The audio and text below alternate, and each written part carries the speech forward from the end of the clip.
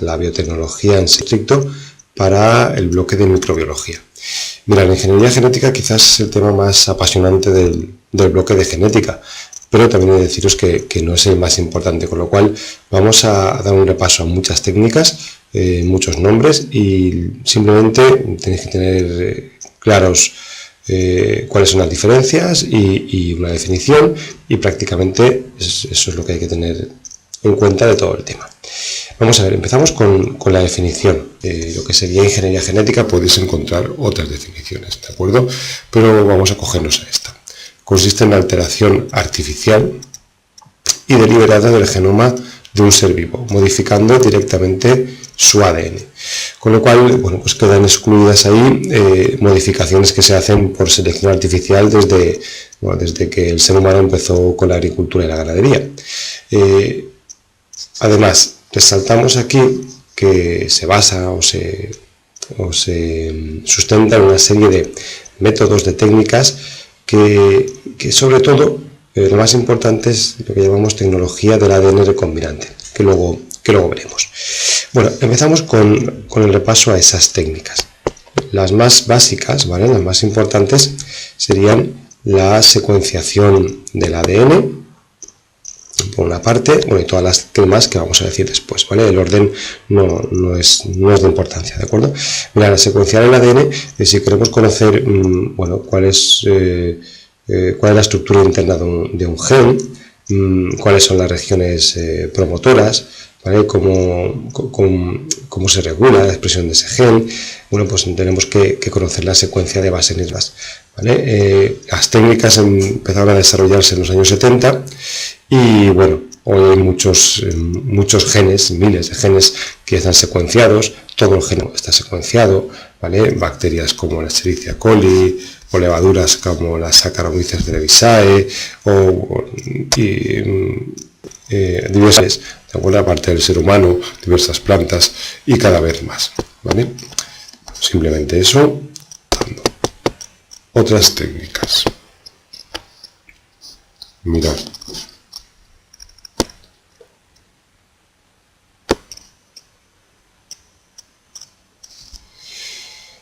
Lo que decíamos antes, la ingeniería genética se basa sobre todo en lo que llamamos el ADN recombinante. En sentido estricto, el ADN recombinante sería una molécula de ADN que combina, ¿vale?, fragmentos de distintas especies, de dos o más especies.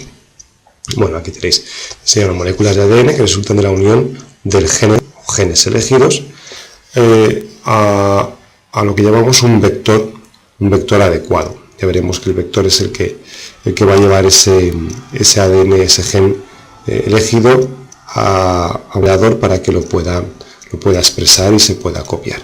Bueno, para crear ADN recombinante hay una serie de etapas, ¿vale? Las tenemos aquí. Hay un vídeo donde también de manera muy sencilla también nos explica cómo son las etapas.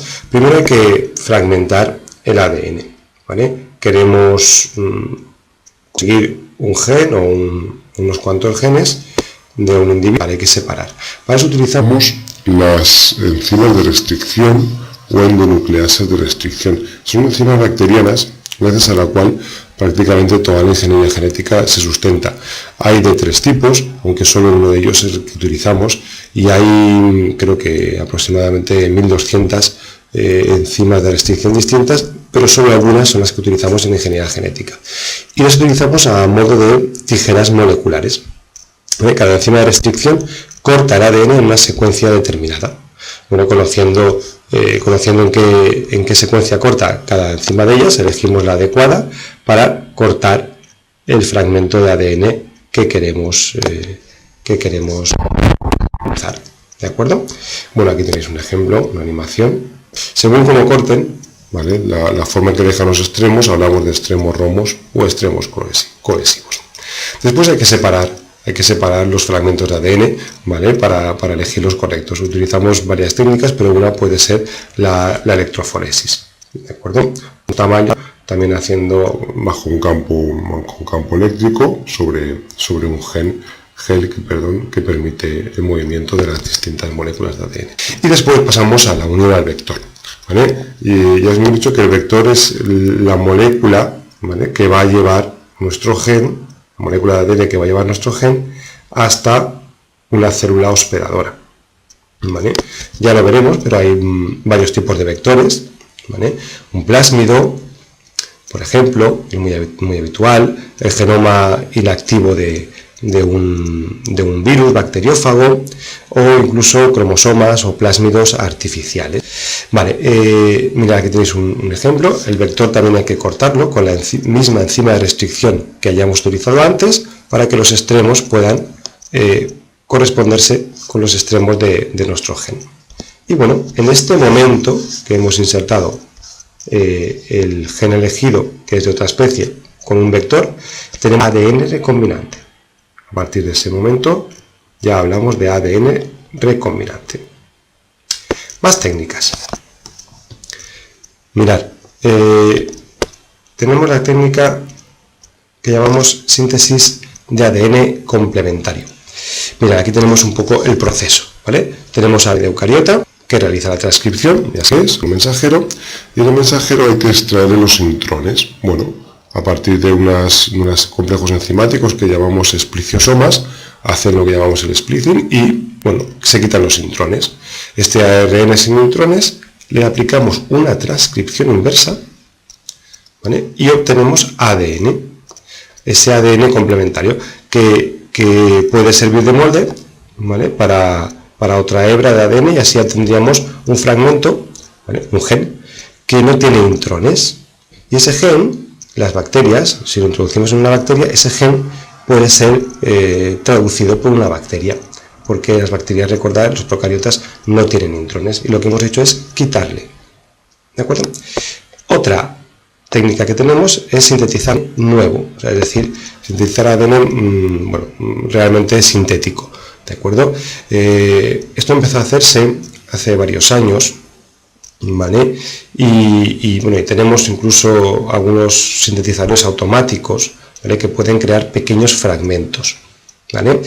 De esos pequeños fragmentos de oligonucleótidos ya se pasó en el año 2010 a sintetizar todo el genoma de una bacteria muy simple, un micoplasma, ¿vale?, pero ya tenemos sintetizado artificialmente, ¿vale?, todo un genoma, ¿vale?